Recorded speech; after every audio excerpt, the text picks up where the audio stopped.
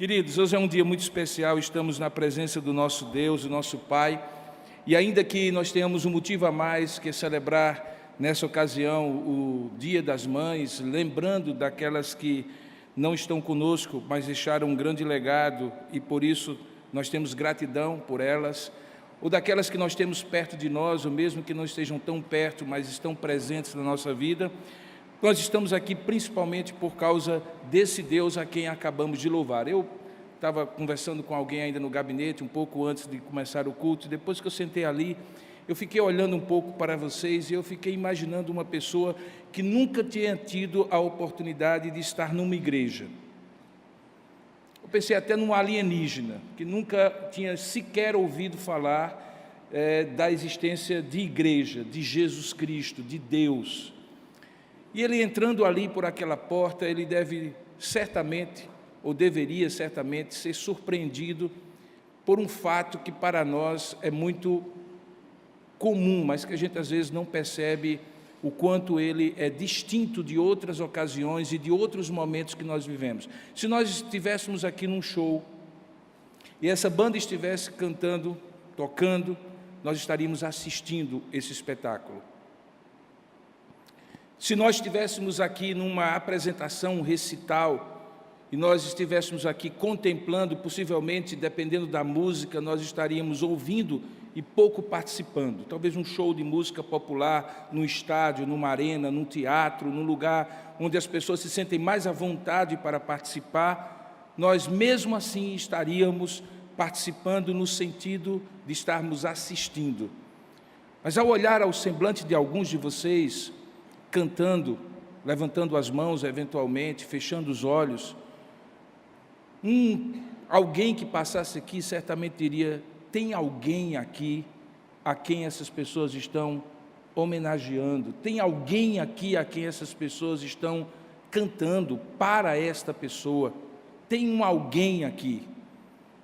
Este alguém de fato está aqui, é o nosso Deus. Ele se encontra todas as vezes quando 2 ou 3 estão reunidos em seu nome e se apresentam especialmente no dia que Ele estabeleceu, que é o dia do Senhor, para que, começando bem uma semana, nós possamos dar a Ele o primeiro lugar. Alguns chamam isso de convocação para o ajuntamento solene do povo da aliança, que somos nós, diante do Deus da aliança. Orando por essas crianças e ouvindo o pastor Andrew falando que eles são filhos da aliança, filhos do pacto. De fato, nós estamos aqui num momento muito especial. E esse é um momento em que, não por causa do pastor Robson ou de qualquer outro pregador, nós estaremos atentos ao que este alguém, que é o nosso Deus, deseja falar conosco. E este alguém quer falar conosco, ele se propõe a falar conosco. Prepare o seu coração para o que Deus quer falar com você.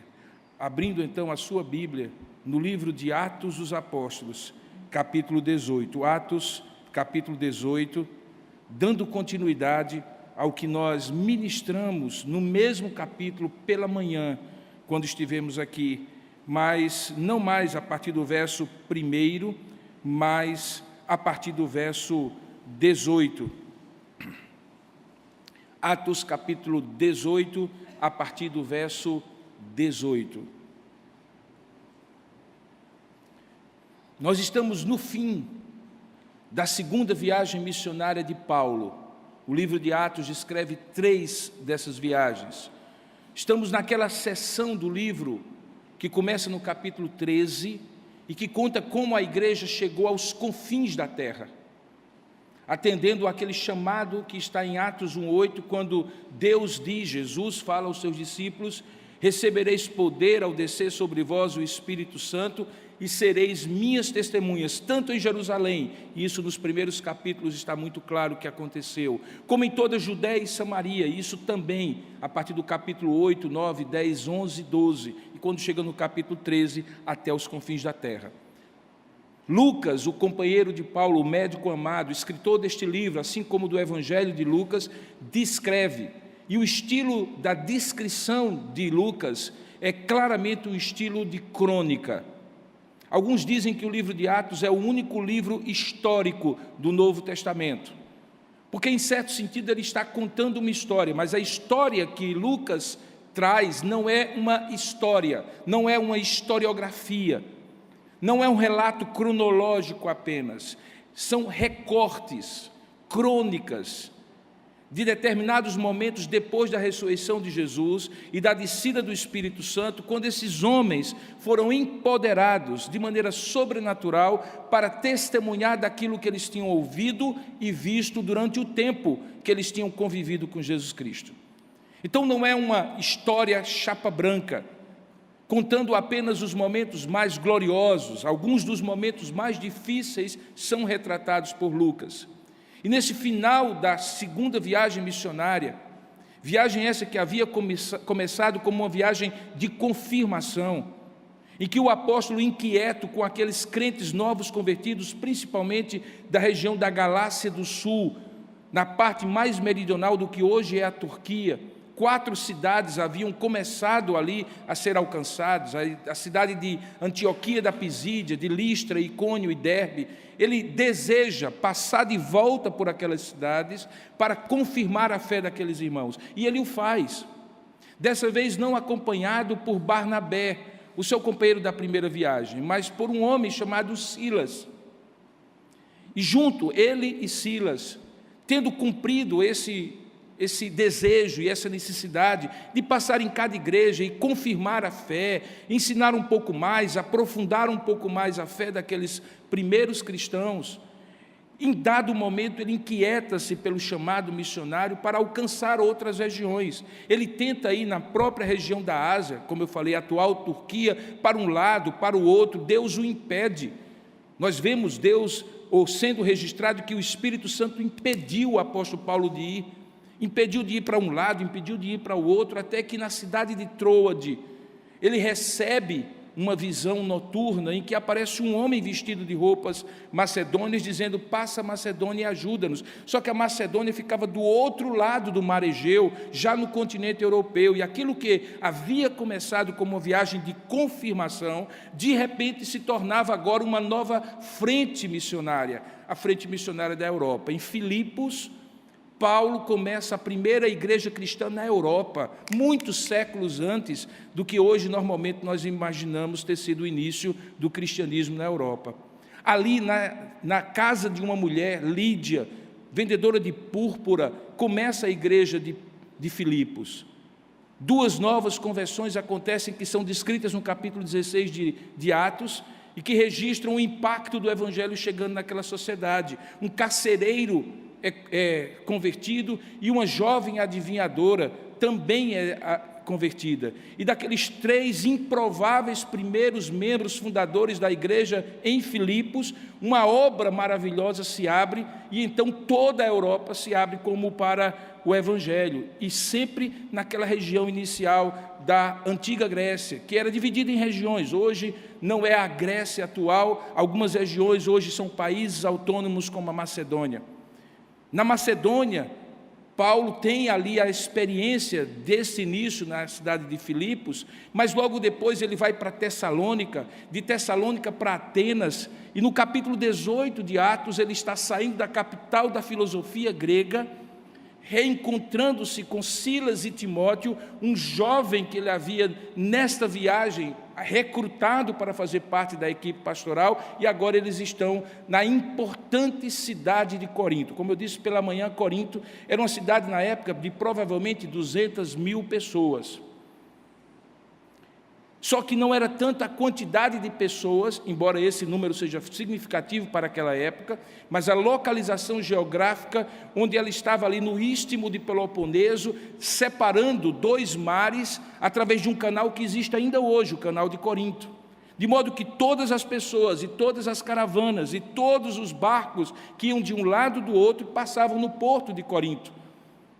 Ali havia uma possibilidade de, estrategicamente, a mensagem do Evangelho ser levada de um lado para o outro, pelos marinheiros, mercadores, de um lado e do outro. Por isso Corinto é tão importante no Novo Testamento, tão importante que recebe 2 epístolas que Paulo escreve e que estão registradas no Novo Testamento, as cartas de Paulo aos Coríntios. Nesse contexto, quando ele chega em Corinto, ele está numa situação completamente distinta, e nós vimos isso hoje pela manhã. Pela primeira vez, fica claro no livro de Atos, que Paulo precisou trabalhar para continuar a sua missão. Até então, ele era mantido por ofertas de igrejas para que ele se dedicasse de maneira integral. Mas agora, Paulo estava sozinho em Corinto e encontrou ali um casal de judeus convertidos ao cristianismo, fugidos da capital do Império Roma, porque no ano 49 a.C., Cláudio, o imperador, havia decretado que todos os judeus e cristãos deveriam fugir, deveriam ser expulsos de Roma. Áquila e Priscila é o nome desse casal. Eles se encontram ali em Corinto. Paulo se junta a eles, de favor passa a morar com eles e com eles dividir um ofício que ele já conhecia, mas que até então a Bíblia não registrava que ele tinha precisado praticar para se manter. Ele era capaz de fazer pequenas tendas de couros de animais, assim como Áquila e Priscila, que permitia que ele dali tirasse o sustento e continuasse a pregar o Evangelho. Aquelas tendas, digamos assim, eram fundamentais numa época em que não havia tanta quantidade de hotéis, pousadas, estalagens, e as pessoas tinham que dormir muitas vezes na estrada e precisavam de um abrigo mínimo contra a chuva, contra animais, contra perigos. Portanto, era um meio de vida que permitia que aquele pastor pudesse usar isso aí como fundamento para que ele continuasse pregando. Ele faz isso aos sábados. Nos sábados, ele discorrendo para os judeus ali na grande sinagoga de Corinto. Há uma oposição, como de costume acontecia, porque Paulo deixava claro que aquela esperança judaica de que o Messias viria já tinha acontecido, já tinha se cumprido, era Jesus. Isso causava um problema sério, aqueles ali a blasfemar e a se opor a Paulo, fizeram com que, de repente, Paulo tomasse uma atitude radical, de dizer: a partir de agora eu estou livre do sangue de vocês, eu já fiz a minha parte, cumpri a minha missão com vocês, e como um atalaia, e aí ele está remetendo a Ezequiel capítulo 33, quando traz um texto mostrando a importante figura de um vigilante avançado que as cidades antigas tinham, chamado atalaia, que deveria vigiar e avisar quando o inimigo viesse. E naquele texto de Ezequiel 33, que Paulo está usando como fundamento para aquela atitude, estava claro que se o vigia não avisasse que o inimigo viesse, cada vida que viesse a perecer pelo ataque do inimigo naquela específica cidade, teria a responsabilidade, o sangue daquelas vidas estaria em suas mãos. Paulo então diz: olha, o sangue de vocês não está mais nas minhas mãos, porque eu preguei, ensinei há vários sábados. Ali ele passa 1 ano e 6 meses, 18 meses, o segundo período mais longo que o apóstolo passa em todo o seu ministério, só rivalizando aos quase 3 anos na cidade de Éfeso, que nós vamos ver nas próximas exposições. Diante de todo esse contexto, como nós vimos hoje pela manhã, Paulo nos dá algumas lições de como é possível usar a vida normal, cotidiana, ordinária, de trabalho, de estudo, de convivência em condomínio, de convivência social, como meios pelos quais nós podemos testemunhar. Mas aí, depois de toda aquela situação, a ponto de ele, diz o texto, a partir do verso 18, permanecer ali muitos dias, chegou uma época, um momento que ele, tendo crido que o ciclo de ministério dele em Corinto havia se encerrado, diz o texto no versículo 18, que ele, despedindo-se dos irmãos, começa o caminho de volta para a sua base missionária, que ficava em Antioquia da Síria, de onde ele tinha saído pela primeira vez em Atos 13, 1, 2 e 3. Diz o texto que Paulo, havendo permanecido ali em Corinto, ainda muitos dias, por fim, despedindo-se dos irmãos, se referindo àqueles convertidos novos ali na cidade de Corinto, ele navegou para a Síria e levava em sua companhia, na primeira perna da viagem, os companheiros Priscila e Áquila. Ele havia, naquele momento, tendo feito um voto, raspado a sua cabeça no porto de Cencreia, ele tomara um voto. Ele termina aquela primeira página, aquela primeira perna, melhor dizendo, da sua viagem, quando chega no versículo 19, à cidade de Éfeso. Essa cidade vai ser importantíssima, como eu já falei, porque ela vai estar como o centro do ministério de Paulo na terceira viagem missionária que começa ainda nesse capítulo. Éfeso é uma daquelas 7 cidades que recebem as suas 7 cartas do livro do Apocalipse.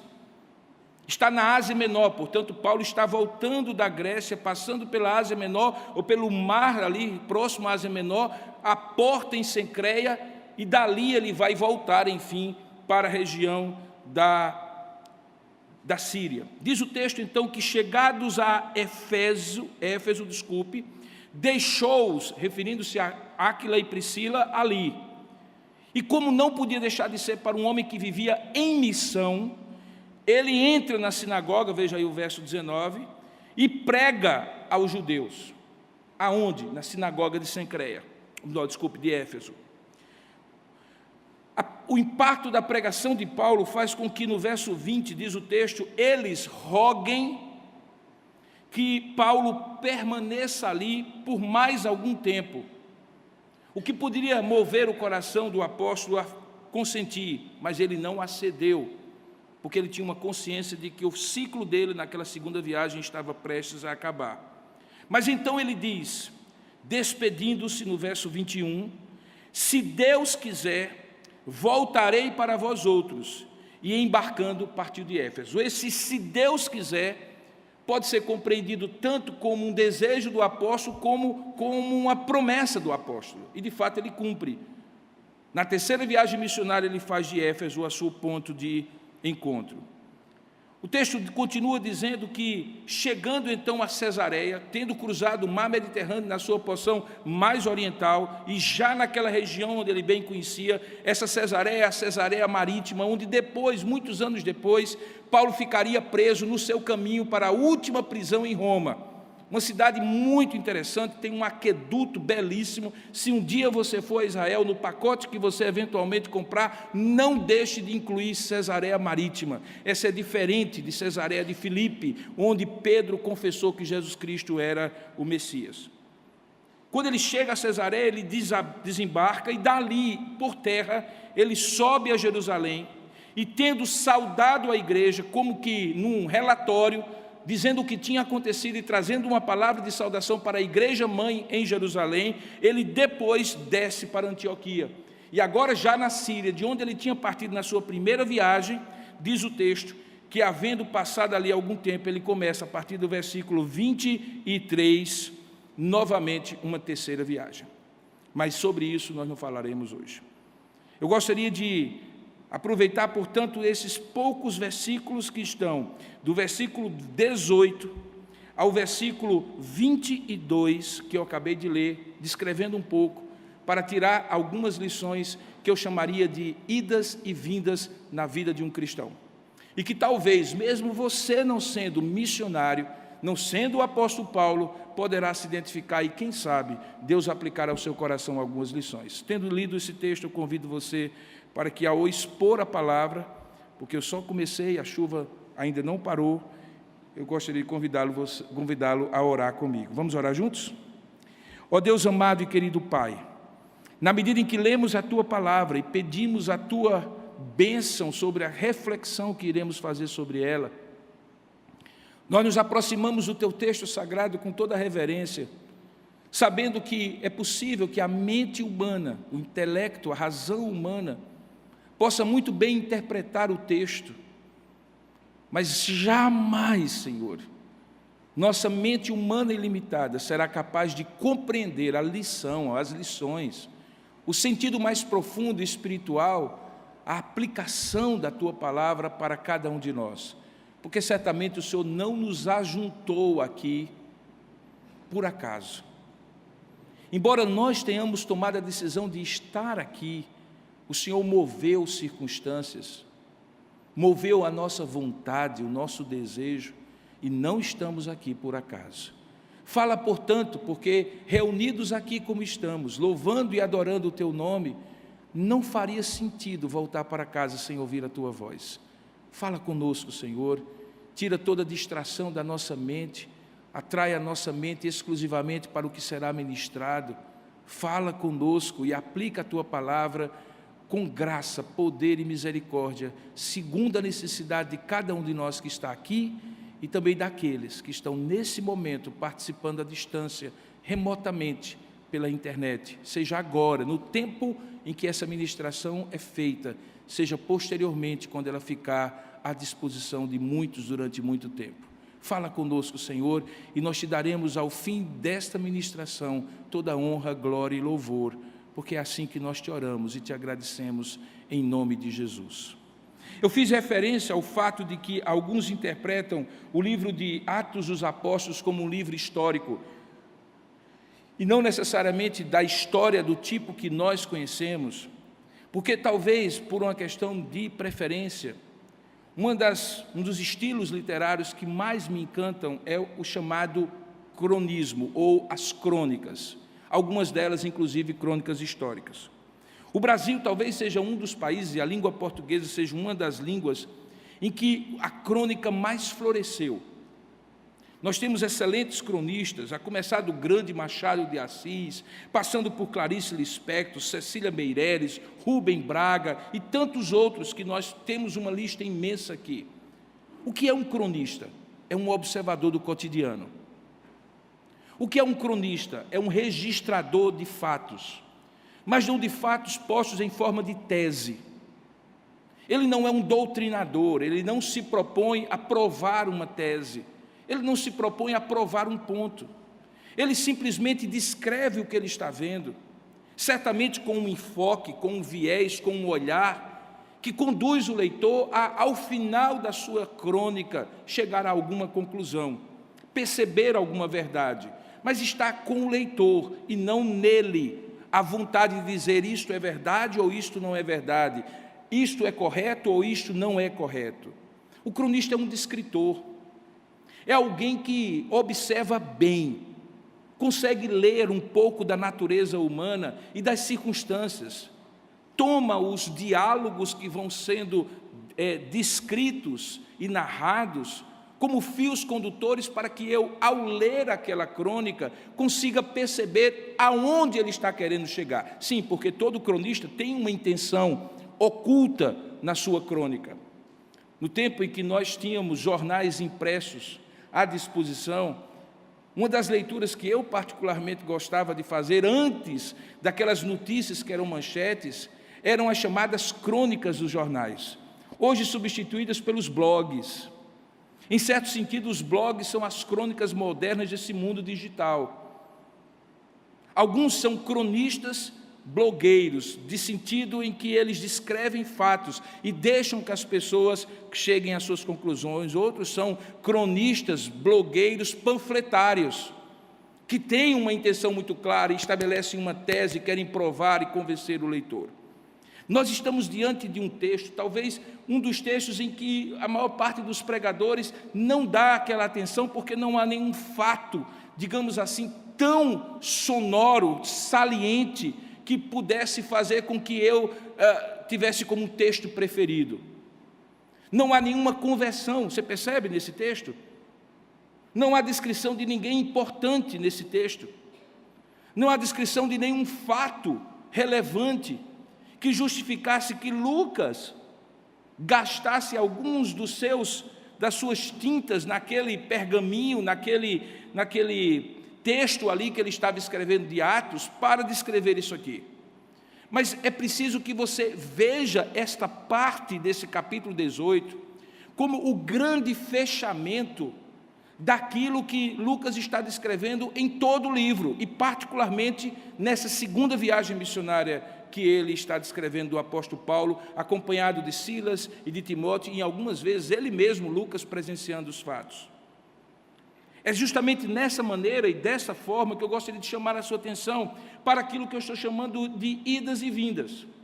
Aqui tem um retrato de um Paulo absolutamente humano, movido por uma missão, mas que, de repente, faz providências da sua viagem, toma decisões, escuta sugestões, pedidos, formula promessas, faz planos, e simplesmente Lucas descreve tudo isso com uma absoluta isenção de um cronista. Ele não estabelece nenhum juízo de valor se Paulo deveria ter prometido ou não voltar a Éfeso.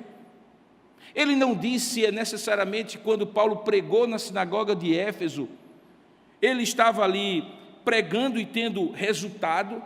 Ele não descreve a reação de conversão de judeus, ele é um absoluto cronista. A nossa vida, irmãos, é uma verdadeira crônica com vários episódios.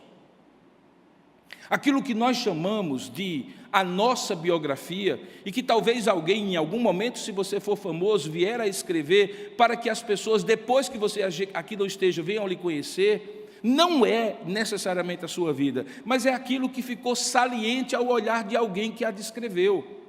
O que me chama a atenção na Bíblia é que esse texto, que teria, vamos pensar assim, uma importância para estar incluído, e tem, por isso que foi inspirado a Lucas para que ele registrasse, também, em tese, e eu digo isso obviamente com todo respeito à Escritura Sagrada, se não estivesse aqui, não faria nenhuma diferença, digamos assim, para o propósito maior de contar a história da redenção.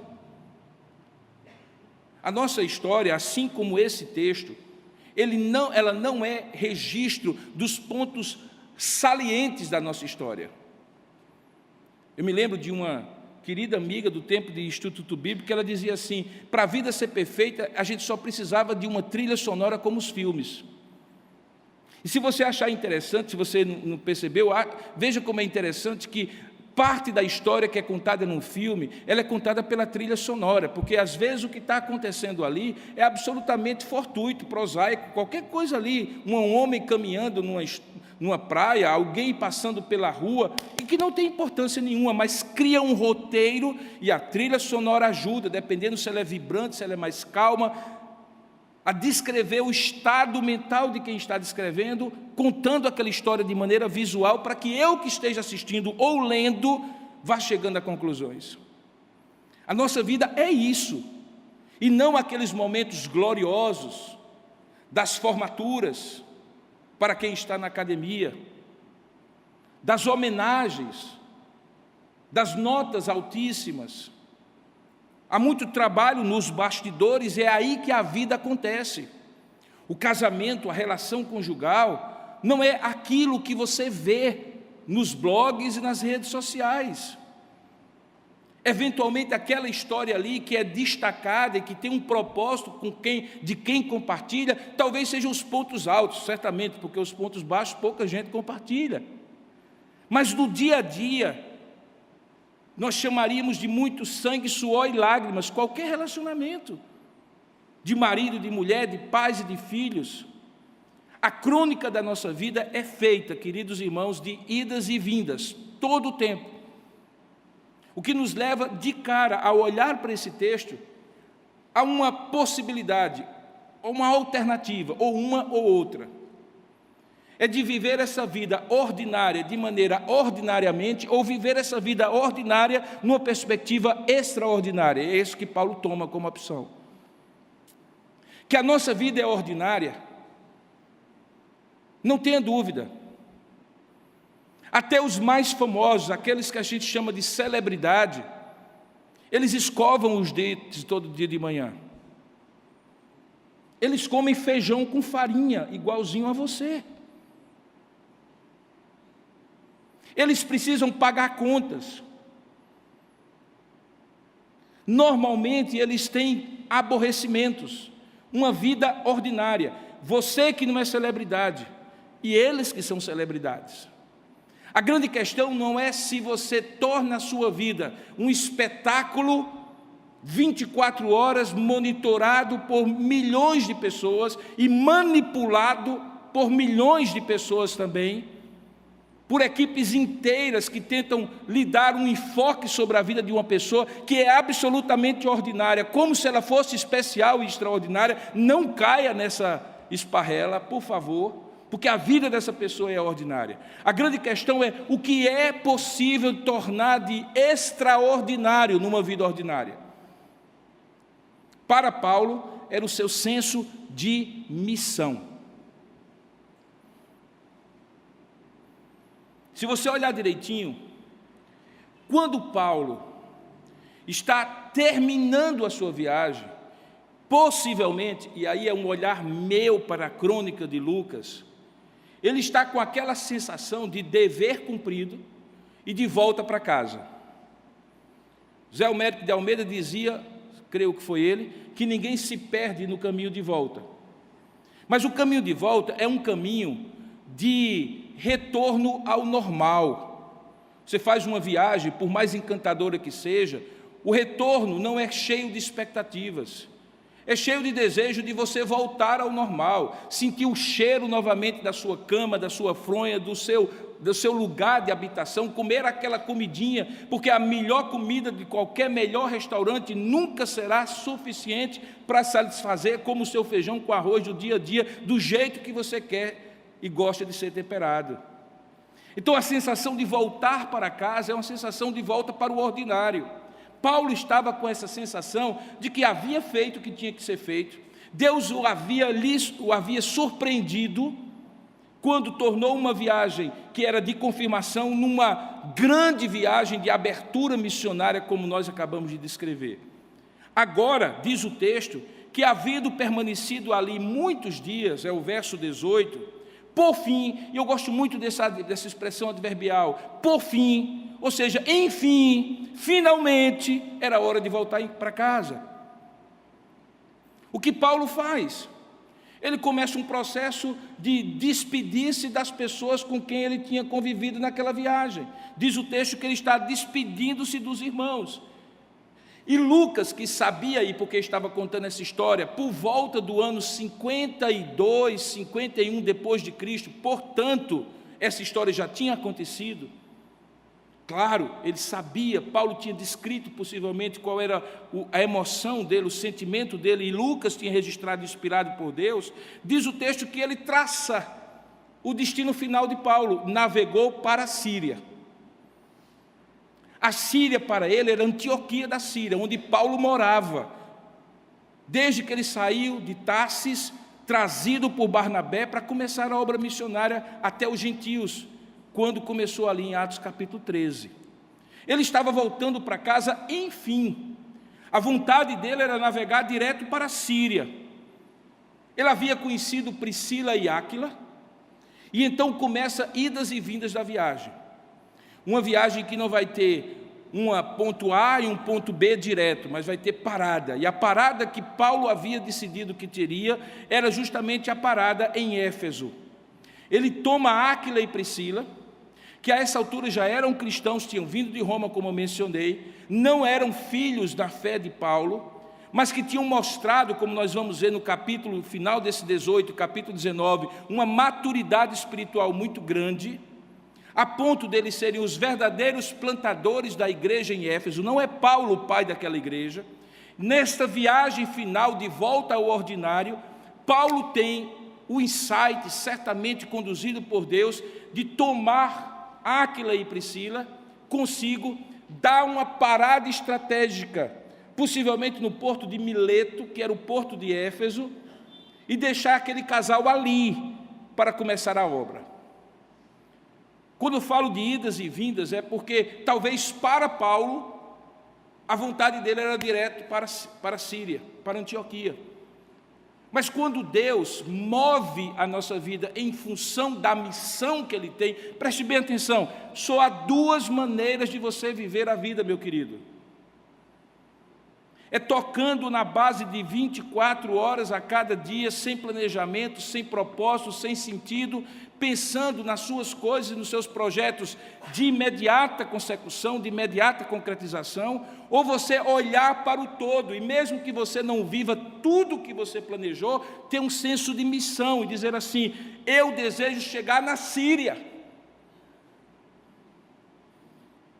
Paulo tinha.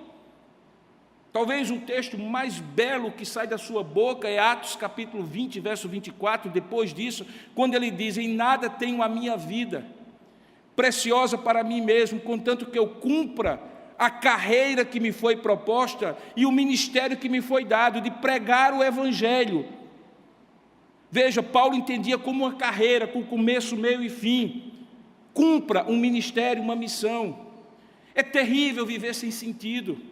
E pior ainda é ter um sentido autocentrado, egoísta, em que a minha vida é o centro da minha história. A minha vida não é o centro da minha história. A minha vida parte do ponto da minha existência, mas ela não se esgota na minha existência.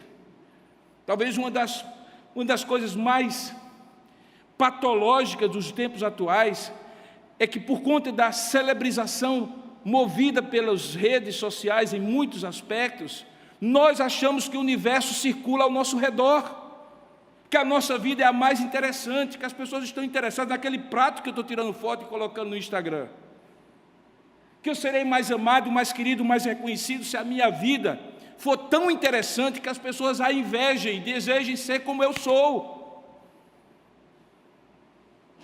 Paulo não tinha isso, irmãos. Paulo era um sacrifício vivo, santo e agradável a Deus em base contínua. Ele entendia que ele tinha sido resgatado com um propósito. E esse propósito era viver em função da missão, não era nem em função das pessoas. Por isso, em alguns momentos, ele contraria interesses, ele diz nãos às pessoas. Quando ele entendia que aquele sim que pudesse ser dito contrariaria a sua missão, foco na missão. Nesse momento, Paulo tinha uma missão. E mesmo no seu caminho de volta, quando ele pensava em descansar um pouco, e se você vai olhar direitinho, diz o texto, havendo passado ali algum tempo, no verso 23, essa expressão é uma expressão genérica que Lucas usa para dizer que houve um intervalo, aquilo que em missiologia a gente chama de adjornamento, que é um retorno à base, onde o missionário descansa, repõe as suas forças, reconecta-se com seus doadores, repensa o que vai fazer da próxima etapa. Paulo estava no caminho de adjornamento, voltando para a base. Ele podia simplesmente descansar, mas porque ele era um homem movido por uma missão, ele fazia com que uma vida ordinária, que é descrita de maneira ordinária por Lucas, se torne extraordinária, porque sem que ele pudesse prever os efeitos disso, mas desejando de fato que esses efeitos acontecessem, ele pega Áquila e Priscila e deixa em Éfeso. Irmãos, ali, num gesto simples, que passa como um detalhe na crônica de Lucas, ele estava iniciando um dos mais importantes ministérios da igreja cristã. Éfeso vem se tornar posteriormente a sede de um dos concílios universais da igreja mais importantes. Éfeso vai ser pastoreada por Paulo durante 2 anos e meio, quase 3 anos. Ali você vai encontrar o mais belo sermão que eu particularmente creio que ele pregou aos presbíteros de Éfeso, quando ele passa o ministério para aqueles homens, no capítulo 20 de Atos, e a partir dali eles tomam conta da igreja. Em Éfeso, o apóstolo João, o discípulo amado, termina os seus dias como o último pastor. Você está entendendo? Aquela igreja que começa ali, num detalhe da crônica de Lucas, teve como pastor Áquila e Priscila, Paulo, depois Timóteo e depois de João, 4 dos mais destacados nomes do Novo Testamento, porque Paulo, mesmo desejando voltar de maneira ordinária, comum, como todo mundo que quer voltar para casa, no entanto, ele teve a percepção de por que a sua vida era ordinária, mas deveria ser vivida de maneira extraordinária, de pegar Áquila e Priscila e deixar em Éfeso. Lucas aqui nem se preocupa, irmãos, em, por enquanto, descrever o efeito disso. Essa é a belezura, a beleza da crônica. É um detalhe solto ali na narrativa. É uma coisa que, se você não lê o que vai acontecer depois, por que Lucas precisou dizer que ele pegou Áquila e Priscila e deixou em Éfeso? Que detalhe insignificante. Mas a vida ordinária, vivida de maneira extraordinária, é vivida a partir de detalhes insignificantes. Um dia desse eu estava conversando com a minha esposa, com quem eu convivo hoje, por mais tempo que eu convivi com os meus pais. Portanto, é uma pessoa que conhece a minha história há pelo menos 38 anos, não são 38 dias, e a gente estava fazendo uma retrospectiva de momentos na minha vida em particular, que obviamente durante grande parte desse período, durante 38 anos, eu tenho 57, ela conviveu comigo, de momentos em que pequenos detalhes de decisões que nós tomamos, ou que eu tomei ministerialmente, sinceramente, irmão, sem a mínima percepção do que isso desdobraria-se no futuro. Eu me recordo, por exemplo, quando nós iniciamos a Igreja Presbiteriana de Manaíra. Alguns de vocês não sabem nem do que eu estou falando, porque essa igreja com esse nome não existe mais. É a Igreja Presbiteriana Memorial, que está ali no Bessa. Mas alguns estavam lá desde o início. E quando eu comecei ali, eu tinha 24 anos. Eu conheço alguns jovens aqui, tenho um filho de 22. Com todo respeito a vocês, com 24 anos você não sabe nada da vida. Se com 57, algumas vezes eu olho e digo assim, não sei nada, imagino com 24. E naquela ocasião, talvez poucos de vocês saibam, o pastor da primeira igreja presbiteriana de João Pessoa, o reverendo Adalto Lins, havia me convidado, depois de 2 anos que eu estava como pastor auxiliar daquela igreja, ou melhor, como seminarista daquela igreja, para ser pastor auxiliar. Eu tinha um compromisso com o meu presbitério da Borborema, em Campina Grande. Voltei, passei 1 ano como pastor da Igreja Presbiteriana da Liberdade. Ele me convidou, eu voltei. E fui pastor auxiliar. No primeiro ano daquela igreja, havia acontecido um encontro de casais com Cristo naquela igreja, liderado pelo presbítero Carlos Alberto, hoje reverendo Carlos Alberto. Ele estava hoje pela manhã, eu acho que agora à noite ele não veio. Um grupo começou a se reunir, inicialmente, naquilo que se chamava, na época, o trabalho da praia. Não havia nenhuma igreja presbiteriana até então. Ficava na frente da casa da nossa irmã Mirtes, ali no Retão de Manaíra, no Clube dos Oficiais da Polícia Militar da Paraíba. Eu era pastor auxiliar, 24 anos. Fiz um encontro de casais, com 2 meses de casado, sem nem ter tido tempo de brigar com Séfora, porque precisava de um líder espiritual, e eu tinha que ser o líder espiritual, porque o pastor da igreja que fizesse o encontro de casais tinha que ser o líder espiritual. E nós fizemos. E eu me recordo casando em 1989, 30 de dezembro de 89, no dia 17 de fevereiro de 1990, nós começamos aquela igreja. Mas naquele ano de 89, houve um momento de inflexão na minha vida que foi fundamental. Não apenas porque me permitiu participar do processo de implantação daquela igreja, mas por conta de uma modificação que houve na minha mentalidade do que era pastorado. Veja, você tem 24 anos, o pastor da primeira igreja presbiteriana, a igreja mãe de todo o presbiterianismo, chega para você e diz assim: eu quero fazer você meu sucessor, você vai ser o pastor dessa igreja. Essa história pouca gente conhece.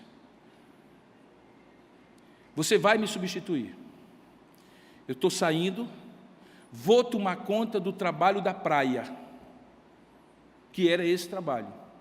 Por razões pessoais, profissionais, ele queria pastorear uma igreja pequena e menor, deixava a igreja maior para quem tivesse com disposição de pastorear uma igreja maior. Esse era o plano. Até que um dia ele não pôde estar num culto que acontecia às quartas-feiras. E ele disse: vá lá e faça o culto com o pessoal. E eu fui. Fui uma vez, depois começamos a alternar e assim por diante. Aquele grupo fez um convite formal para ele pastorear aquele grupo e formar aquela igreja que viria a se tornar a Igreja Presbiteriana de Manaíra. Por razões pessoais, familiares, que não cabe aqui tratar, ele disse não. E aquele grupo, que naquela época tinha na liderança do presbítero Filadelfo Figueiredo, pai de Carlos Alberto, Newton Jorge, e outros presbíteros que tinham idade, alguns deles de serem meus avós, se vira para Adalto e diz assim: então quem você indica? E ele disse: eu indico o Robson. Por que ele disse isso? Porque o plano não era esse. Quando eles vieram para mim, eu era um jovem de 24 anos, 1 ano de casado, e eu fiz a seguinte conta da maneira mais pragmática e pouco espiritual que você possa imaginar. Eu até fico preocupado que você, depois desse sermão, diga assim: esse pastor não ora nem para consultar a Deus para decidir as coisas. Porque naquela ocasião, a conta que eu fiz, Cristian, foi o seguinte: eu tenho 24 anos, se der tudo errado, dá tempo de consertar. Se der tudo errado, dá tempo de consertar. Não deu tudo errado, mas foi mais do que começar uma igreja. Deus, naquele momento, forjou no meu coração um desejo que até o último minuto da minha vida eu esteja envolvido em plantar novas igrejas. Sempre, sempre, sempre. Isso aqui é muito bom, irmãos. Vocês precisavam ver no começo. Vocês precisavam ver no começo. O começo é que é bom. Cadeira na cabeça. Limpando o chão. Isso aqui era cimento, isso aqui era um depósito. Eu me lembro como se fosse hoje. Foi a própria MITS que chegou para mim e disse assim: tem um depósito que está abandonado. Parte de lá era do núcleo da primeira igreja batista, que na época o pastor Sérgio Queiroz era dirigente. Mas a parte de cá está vazia. E eu entrei a primeira vez nesse lugar, não tinha esse teto, não tinha esse chão. Onde hoje é o espaço gourmet, era mato dessa altura, a gente não entrou por medo de ter cobra. Antes de chegar nesse lugar, nós já tínhamos passado por 5 lugares, emprestados, alugando. Muitos que são membros fundadores aqui se lembram desse período, mas eu vou dizer para vocês e que ninguém faça o print. Se hoje Deus dissesse assim para mim: ó, vamos plantar uma igreja, ou vocês iriam comigo, ou eu iria. Porque não tem coisa mais gloriosa do que você ser um pediatra no reino de Deus, um pediatra neonatal, de você pegar aquele bebezinho que está saindo e ensiná-lo no caminho do Senhor. Por que isso? Porque aos 24 anos alguém pensou assim: se der tudo errado, ainda dá tempo de consertar. Paulo disse assim, e aí é o cronista Robson: eu vou aproveitar que estou indo e que tem uma parada em Éfeso e vou pegar Áquila e Priscila e deixar lá para começar o trabalho.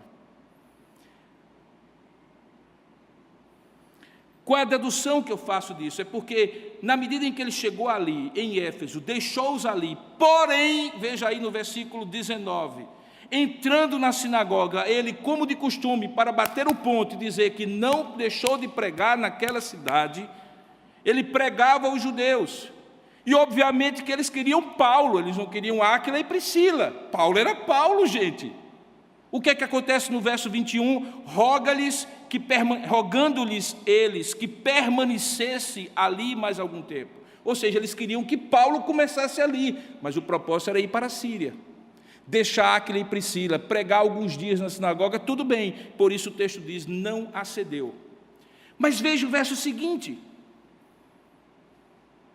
Porque Paulo era um homem de uma vida ordinária, vivida numa perspectiva extraordinária, movida, mobilizada, direcionada pelo seu senso de missão. Ele não fechou as portas. Não feche as portas. A gente aprende com o tempo que nunca, sempre, são advérbios que a gente deveria guardar no bolso e tirar em poucas ocasiões. Nunca diga não, nunca diga sempre. Deus pode ter outros propósitos, porque naquele momento, despedindo-se deles, olha o que Paulo diz. Gente, esse "se Deus quiser", na boca de Paulo, não é o mesmo "se Deus quiser" que eu e você falamos, viu? Não porque Paulo é um sujeito excepcional, mas eu quero dizer uma coisa para vocês: ele era judeu, e ele sabia que não podia usar o nome de Deus em vão. Hoje eu e você, infelizmente, não temos tanta certeza e tanta reverência a dizer assim: se Deus quiser. A gente às vezes diz assim: não, se Deus quiser eu vou, mesmo sabendo que não vai. Não, se Deus quiser eu faço, mesmo sabendo que não vai fazer. E a gente não leva em conta que isso é tomar o nome de Deus em vão, porque a gente está invocando Deus, dizendo: se Ele quiser eu faço, mas eu sei que eu não quero fazer. Paulo não faria isso, irmãos. Eu tive um professor, reitor do Seminário Presbiteriano do Norte, que um belo dia que eu estava fazendo uma prova, depois de ter sido abençoado no final de semana por uma excelente feijoada na casa de um irmão, obviamente aquela feijoada com o calor de Recife produziu os efeitos que vocês conhecem, e eu estava com uma tremenda cólica e dor de barriga ali, e na minha incontinência, na hora em que ele estava passando a prova, eu botei a mão na barriga e disse assim: ai meu Deus do céu. E ele ouviu. Descendente de judeu, holandês, ele disse: quem está usando o nome de Deus em vão? E eu gelei, porque eu era monitor de história da igreja do homem. O resultado é muito simples, irmãos.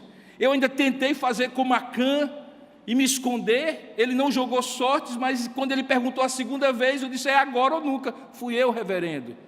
E ele saiu de lá, disse, que vergonha, Robson, passou um pito e tomou minha prova, me deu 0. Eu fui reclamar no gabinete dele, porque a prova estava correta, as questões que eu tinha respondido até aquele momento estavam boas, era 10 certo. Ele disse, você não está aqui para aprender, você está aqui para ser formado no seu caráter, você, mesmo brincando, não poderia tomar o nome de Deus em vão. Paulo era desse tipo, ele não disse, se Deus quiser, para os irmãos ali em Éfeso não aperrearem muito. Ele abriu-se para a possibilidade de, mesmo não tendo planos, se Deus quisesse, ele estar ali.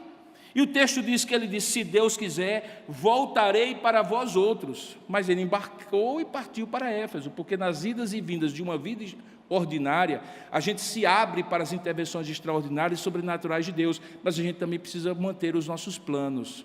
E o plano de Paulo era chegar em Síria. Diz o texto que partiu de Éfeso, chegou a Cesareia, e aí fez o que qualquer missionário que já havia feito na primeira viagem, você pode ver isso no capítulo 14 de Atos.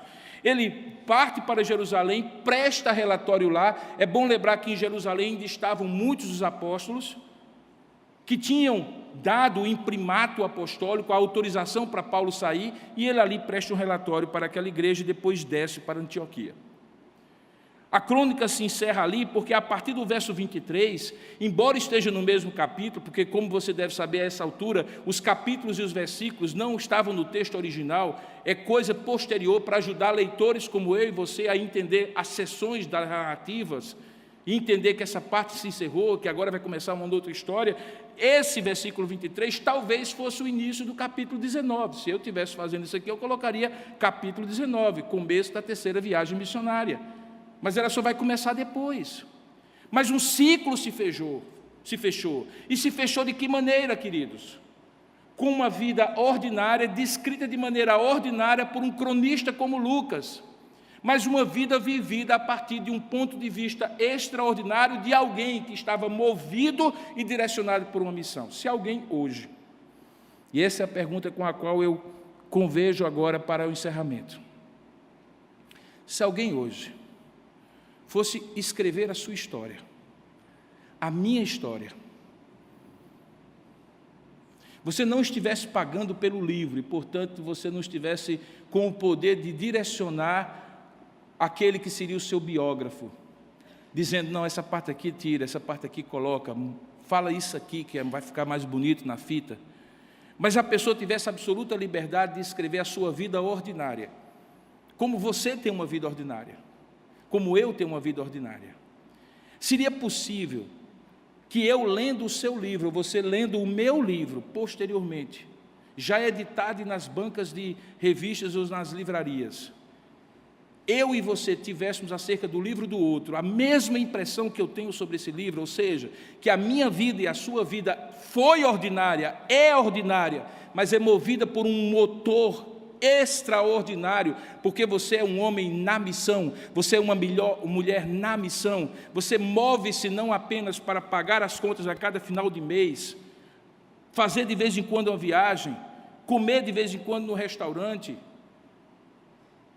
escrever algumas coisas na rede social, mas, e no entanto, e apesar disso, e além disso, nada mais, porque você vai passar pela vida, e a marca que você vai deixar é de uma pessoa apenas ordinária, porque ordinárias nossas vidas são, irmãos, mas o que as torna ordinárias é o fato de que nós entendamos que elas não são movidas de maneira ordinária.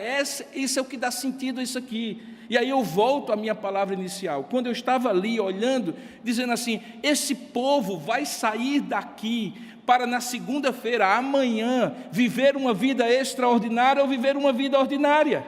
O sujeito que estivesse ali assistindo diria assim, se eu estou vendo esse povo cantar a este alguém invisível, homenageá-lo com louvores, como esse povo está homenageando, falar com ele com os olhos fechados, porque obviamente ele é invisível, e esse povo não sair daqui para viver em função deste que eles se reuniram para adorar, que sentido há o que é que nós estamos fazendo? Nós não estamos aqui para escutar uma palestra, gente. Uma palestra você paga 150, 200 reais, ele vai dizer para você uma série de coisas, algumas delas prestam, outras coisas não prestam, e acabou. Se você faz, se você quiser, faz se você não quiser. Você se utiliza daquilo como um bom conselho no máximo. Mas veja o que nós estamos fazendo a cada domingo aqui. Nós chegamos, adoramos a este alguém invisível que nós chamamos de Senhor e Deus, o autor da nossa fé, aquele que nos convidou para a sua adoração, que nos dá a vida, no qual respiramos, vivemos e agimos, sem o qual, como nós aprendemos nessa pandemia de maneira dolorosa, a nossa vida não vale nada. E de repente nós vamos sair na segunda-feira para viver vidas ordinárias. Sua vida não terá trilha sonora amanhã, deixa eu lhe dizer. Amanhã ela será vivida sem trilha sonora. Não é um filme. Você não é uma celebridade. Não se engane. As pessoas não estarão interessadas no que você come no restaurante. E algumas que dizem assim para você, linda, lindos, necessariamente não é verdade. Não se abestalhe com isso.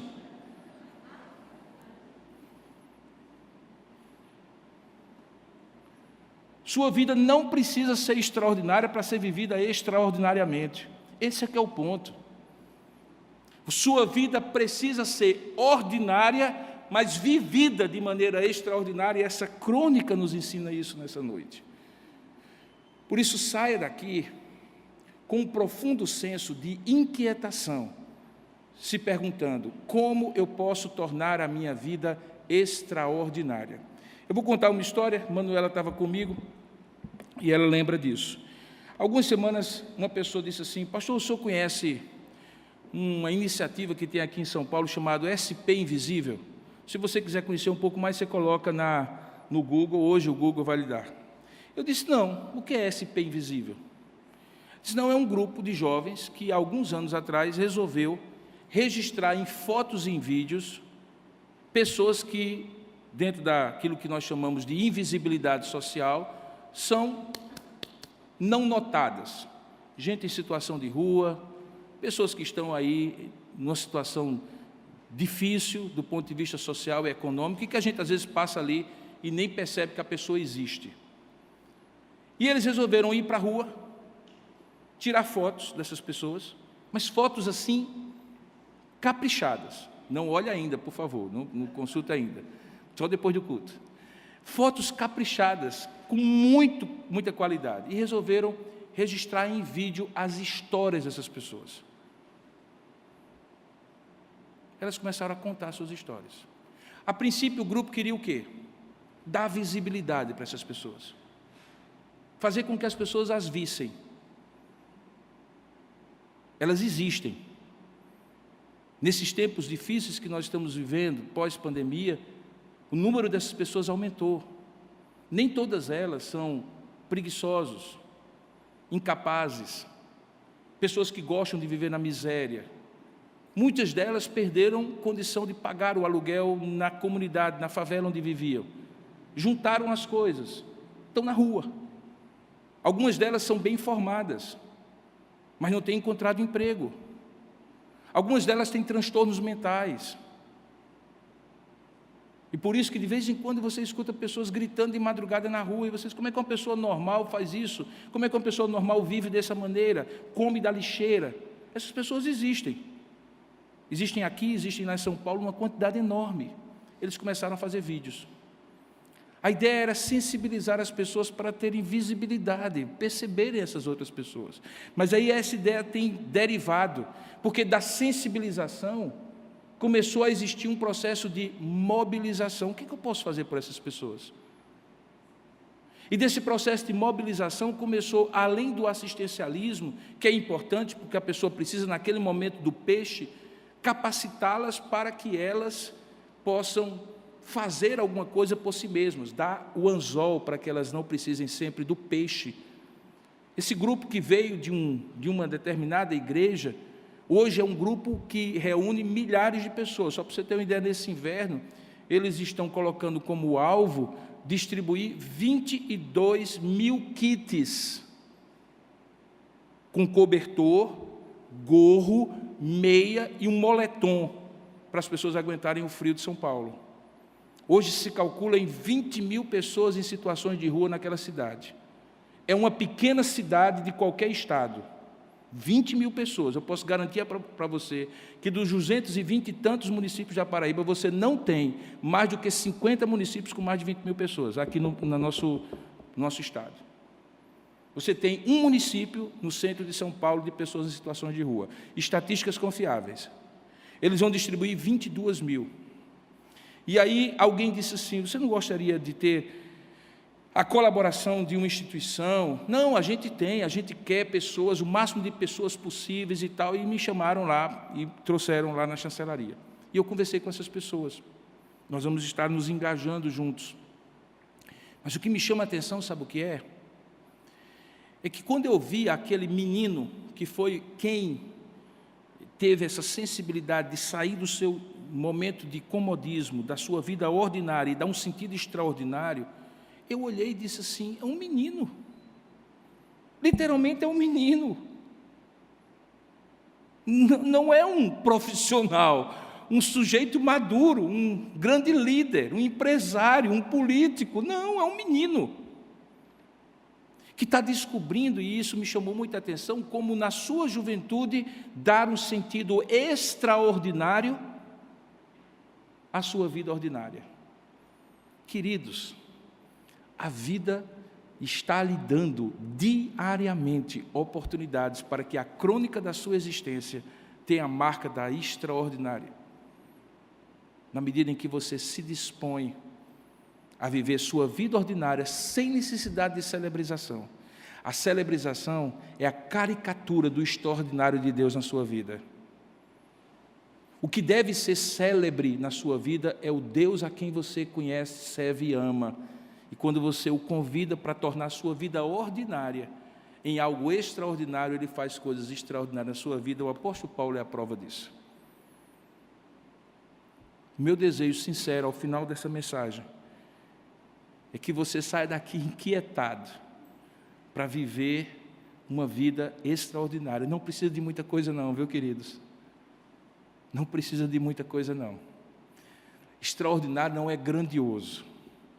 Extraordinário é o que sai do normal, que todo mundo faz, que todo mundo age. É quando eu e você dizemos assim, e se eu fizer algo? E se não passar despercebido?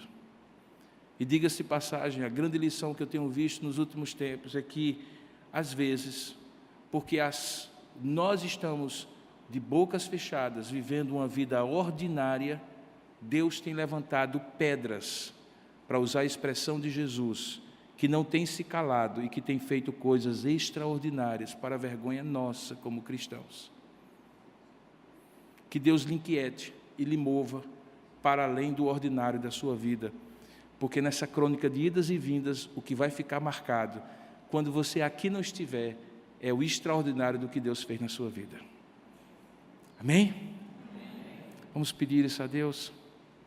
Curva a sua cabeça por um instante, feche os seus olhos e faça uma oração simples. Senhor, eu não sei, nem consigo prever, eu não tenho nem como planejar, mas por amor e misericórdia ao Teu nome, me dá essa oportunidade de experimentar, de vivenciar esse extraordinário, seja ele o que for que o Senhor tenha para mim.